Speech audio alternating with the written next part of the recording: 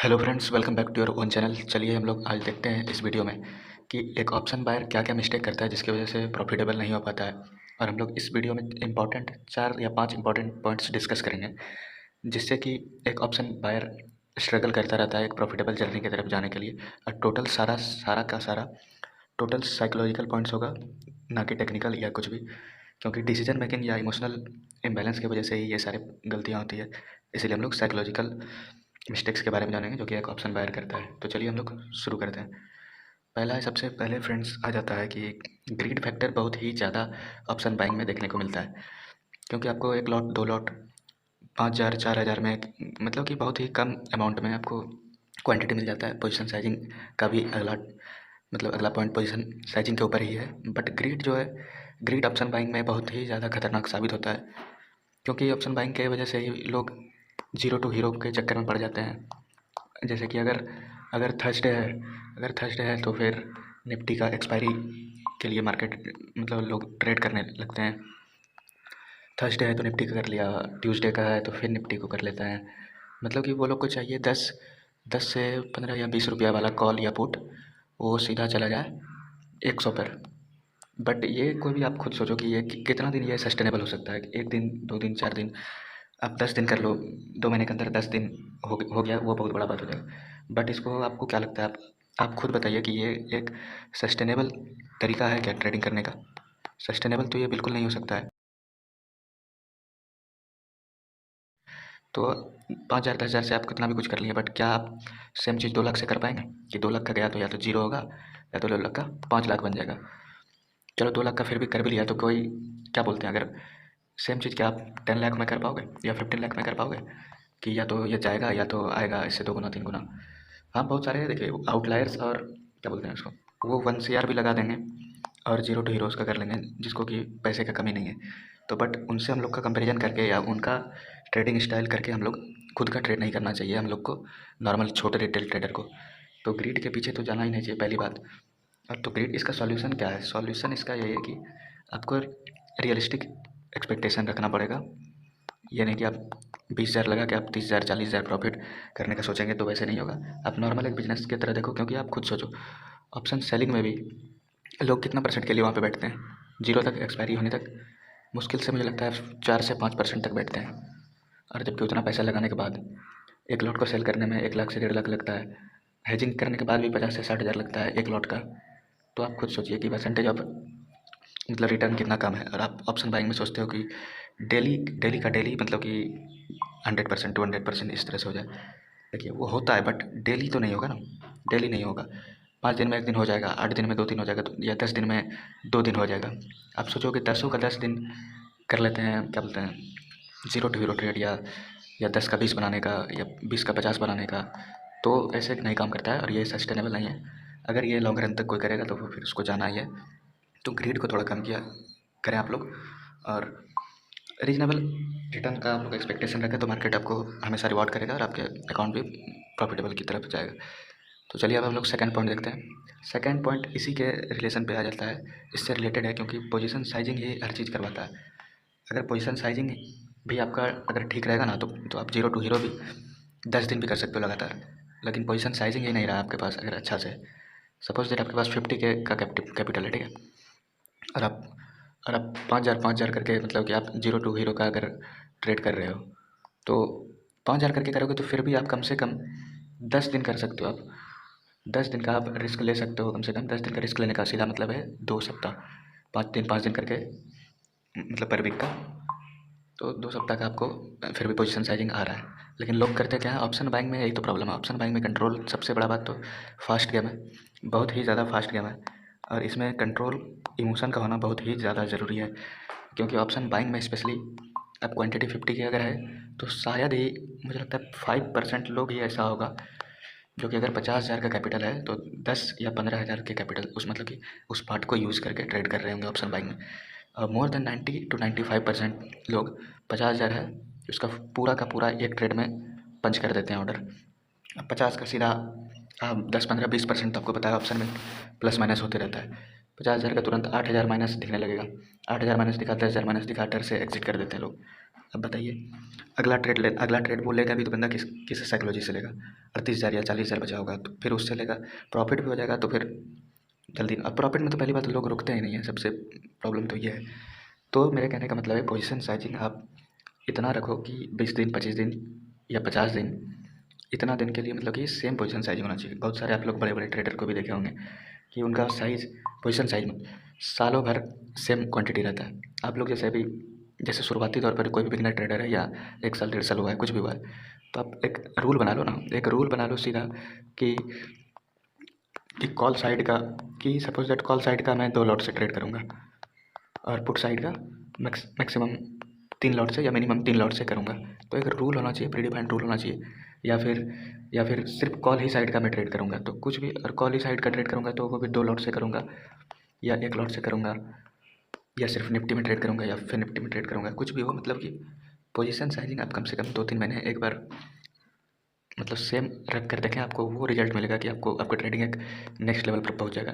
Position sizing को आप कर देंगे तो आपको फियर फैक्टर भी नहीं आएगा, क्योंकि आपको पहले से पता है। अगर आप 20, 30, 40, 50 दिन का अगर position sizing suppose that 2 lot का ही आप लेके चल रहे हो, आपको पता है कि चलो मैक्सिमम गया भी तो एक दिन का लॉस होगा, 1,000 जाएगा। 2 लॉट का अगर ट्रेड करें और एक ही ट्रेड कर रहे हो, सपोज दैट एक ही ट्रेड कर रहे हो, 2 लॉट से करना है, प्रॉफिट हुआ तो भी बंद, लॉस हुआ तो भी बंद। तो आप खुद सोचो, आप 1,000 करके अगर 20 दिन का भी, अगर 1 मंथ के लिए भी आप सोच रहे हो, अगर ये पोजीशन साइजिंग प्लान कर लिया आप लोगों ने, तो एक दिन में आपको, 1 महीने में आपको कन्फर्म पता है कि 1 महीने में कितना ही जा सकता है मैक्सिमम। 1,000 करके 20 से 22 दिन का ट्रेडिंग सेशन होता है, तो मैक्सिमम 20 से आपका 22 के, अगर कुछ लॉस वगैरह भी हुआ तो मतलब मैक्सिमम एक लेवल पर आपको 25 के से ज़्यादा तो लगेगा नहीं, इंक्लूडिंग ब्रोकरेज। बट आप एक बार ये चीज़ करके तो देखो, आप एक बार ये चीज़ करके देखो, फिर आपको पता चलेगा कि मार्केट आपसे पैसा लेना चाहता ही नहीं है।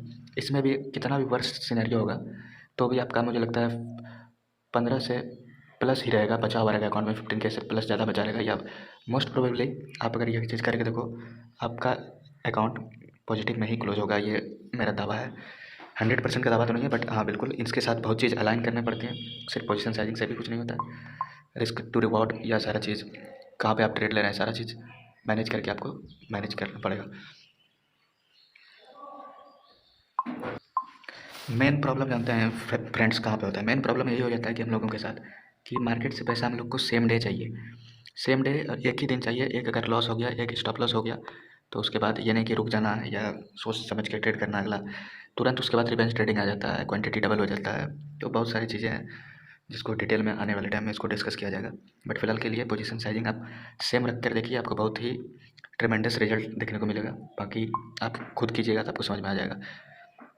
और एक चीज़ है, ऑप्शन बायर में एक चीज़ और देखा जाता है कि कहीं भी घुस जाते हैं इन लोगों को, मतलब कि बैठने का पेशेंस तो होता ही नहीं है पहली बात ऑप्शन बायर को, क्योंकि हर मूव थोड़ा सा मूव आता है, लगता है कि अब यहाँ से तो ये फाड़ देगा, क्या कर देगा, कुछ पता नहीं है इसका। मतलब कि आप एक बहुत अच्छा टाइप का एक सेटअप पे ट्रेड लो लेने का कोशिश कीजिए आप लोग, कि कहीं भी कोई भी कैंडल रैंडमली कैंडल पर नहीं घुस जाना है, कोई भी किसी कैंडल में स्ट्रेंथ नहीं है तो कुछ भी, मतलब कि जैसे एक अच्छा खासा हैमर मिले तो उस पे एंट्री लेना, चलो ठीक है, वो जायज़ है। बट एक कोई भी मतलब कि जिसका स्ट्रेंथ नहीं है, कुछ किसी कैंडल का, कैंडल स्टिक का, कहीं भी घुस जाना। सबसे अच्छा एक चीज़ आप कर सकते हैं निफ्टी या बैंक निफ्टी में, मार्केट कहीं से भी गिर रहा है, 2 से 3 दिन कोई रेंज में फंसा हुआ है, कोई 2 से 3 दिन रेंज में फंसा हुआ है, तो उसको सीधा आप मार्क कर लीजिए। मार्क करके मतलब उसको एक रडार में उसको पकड़ लीजिए उसको, और जिस दिन इसका ब्रेकआउट देगा उस दिन इसको रगड़ना है पकड़ के। तो मतलब कि लॉन्ग रेंज ब्रेकआउट अच्छा 2 से 3 दिन मिनिमम होना चाहिए, मिनिमम 2 से 3 दिन मिनिमम। इसका आप अगर कोई रेंज में मार्केट फंसा है तो जिस दिन भी इसका ब्रेकआउट देगा अच्छा से, एक बढ़िया कैंडल से, एक बढ़िया ग्रीन कैंडल से अगर इसका ब्रेकआउट देता है किसी भी दिन, या किसी भी दिन नीचे ही अगर ब्रेकआउट देता है, इसको डरते हैं। फिलहाल हम लोग बुलिश के लिए ही देखते हैं। अगर बढ़िया से कोई अच्छा ग्रीन कैंडल से ब्रेकआउट देता है तो इस पर एक ट्रेड अच्छा बनता है। मतलब कि डेली आपको ट्रेड नहीं करना है ऑप्शन बाइंग में, आप डेली बड़ा टारगेट के लिए बैठ नहीं मिलता है, क्योंकि 65 to 70% of the time market ही साइड वेज रहता है, तो आपको कहाँ से ट्रेंडिंग मूव मिल जाएगा। तो 2-3 दिन रेंज में रहने दीजिए उसको, ब्रेकआउट जिस दिन देगा वहाँ से आप इसको पकड़िए मूव को, अब वहाँ से एक लंबा टारगेट उसको होल्ड कीजिए। और नेक्स्ट हम लोग का पॉइंट इसी से रिलेटेड है, जिसको कि हम डिटेल में देखते हैं। फिलहाल आप ये दिमाग में रखिए कि कोई अच्छा सेटअप पे ही ट्रेड करना सही रहता है ऑप्शन बाइंग में। जैसे कि लॉन्ग रेंज ब्रेकआउट, 2-3 दिन का ब्रेकआउट अगर हो रहा है, कोई साइडवेज जगह पे फंसा हुआ है, तो उस जगह पे आप ट्रेड लीजिए, ना कि रैंडम कहीं भी घुस जाइए, कुछ भी कैंडल आ रहा है वहाँ पे घुस जाइए। इसी पॉइंट से रिलेटेड मेन चीज़ आपको यहाँ पे देखिए कि अवॉइड बिग लॉस, इसका 2-3 मीनिंग साफ सीधा क्लियर कर देता है। अवॉइड बिग लॉस का सीधा मतलब है, पहली बात तो कि छोटा लॉस करो। बड़ा लॉस अगर नहीं करना है तो मतलब स्मॉल लॉस करना है। स्मॉल लॉस करना है इसका मतलब दूसरी तरफ से देखा जाए तो स्मॉल लॉस करना है और बड़ा प्रॉफिट भी करना है, ठीक है। Small loss big profit. तो बिग प्रॉफिट कैसे होगा? पिछला पॉइंट में हम लोग देखे, पिछला पॉइंट में हम लोग यही ना देखें कि आप कोई अच्छे जगह पर ट्रेड लोगे, अच्छे जगह पर कोई ट्रेड लोगे सपोज दैट, तो ना आपको टारगेट या रिस्क रिवॉर्ड कुछ अच्छा यहाँ से कंसोलिडेट हो रहा था, इस जगह पे आप 2-3 दिन बाद यहाँ पे ब्रेकआउट दिया, यहाँ पे ट्रेड लिए, तभी तो ये कुछ आपको अच्छा 1:3 या 1:4 का रिस्क रिवॉर्ड वगैरह कुछ मिलेगा आपको। आप ट्रेड लोगे साइडवेज जगह पे, आप ट्रेड कहाँ पे लेते हो? यहाँ पे ट्रेड लेते हो साइडवेज, यहाँ पे लेते हो और यहाँ का टारगेट रखते हो, यहाँ पे लेते हो, यहाँ पे टारगेट या यहाँ पे करते हो यहाँ पे, तो इतना में क्या मिलेगा? अगर आपका रिस्क रिवॉर्ड रेशियो 1:1 का भी नहीं है तो फिर कहाँ से कुछ होगा?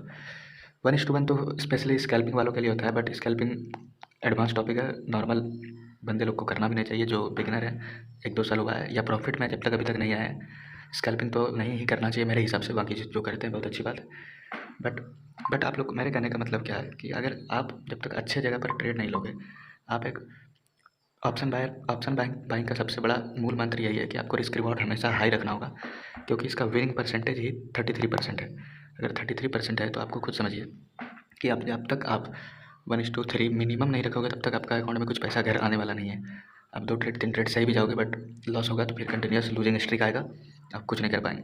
इसलिए 1:3 या 1:4 हो गया तब तो आपको कोई रोक नहीं सकता है प्रॉफिटेबल होने से।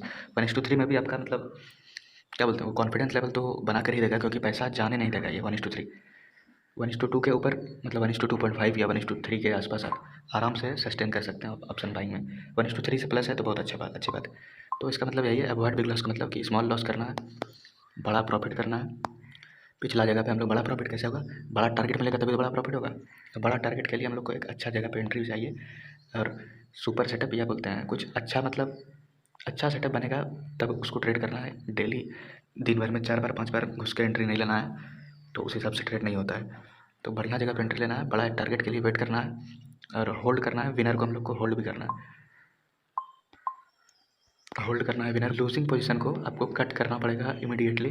जैसे कि आपको पहले से आप रूल बना के रख सकते हैं कि चलो निफ्टी में 20 पॉइंट का ऐसा लाया तो कट करना है, कुछ भी हो जाए उसको कट करना है, चाहे कोई भी वजह से हो। इंडिया विक्स डाउन आ गया या स्पाइक लगा दिया मार्केट या कुछ भी हो, तो बस 20 पॉइंट का ऐसा तो आपका मिनिमम टू मिनिमम 50 पॉइंट का टारगेट तो रखना ही पड़ेगा 1:2.5 के हिसाब से। और अगर आप 1:3 का ले पा रहे हैं तो बहुत अच्छी बात है। लेने वाले तो 1:5, 6, 10 का भी लेते हैं तो आपको धीरे धीरे इवॉल्व होना पड़ेगा, बट मिनिमम 1:2 से तो नीचे नहीं ही रहना चाहिए, यही मेरे कहने का मतलब है। आप लोग बताइए फ्रेंड्स, आप लोग के साथ ये इन चारों पांचों पॉइंट में क्या क्या आप रिलेट कर पा रहे हैं और क्या क्या मिस्टेक आपसे हो रहा था, और इस तरह से कैसे आप इसको टैकल करेंगे। वीडियो अच्छा लगा तो वीडियो को लाइक और चैनल को सब्सक्राइब जरूर कीजिए अगर आप पहली बार चैनल में आए हैं तो। और कुछ क्वेरीज है तो कमेंट में ज़रूर बताइए, उसका डील किया जाएगा उसके बारे में। Thank you friends, bye bye for now, have a good day.